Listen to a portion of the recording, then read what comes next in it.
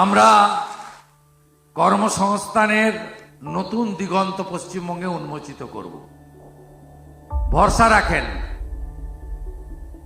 বহুমুখী কর্মসংস্থান সেটাই আমাদের লক্ষ্য। আগের সরকার খুব বদনাম করে দিয়ে চলে গেছে।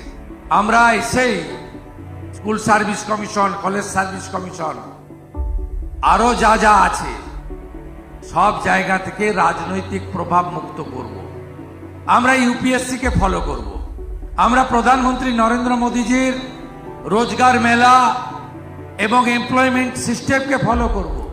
শুধু সরকারি কর্মসংস্থান নয়, পেশাদারিত্ব, high skill, semi skill, government polytechnic, private vocational institution, এই রাজ্যে আরো কারিগরি বিদ্যালয়, কারণ পুঁথিগত বিদ্যার মধ্য দিয়ে সব জায়গায় চাহিদা পূরণ হয় না।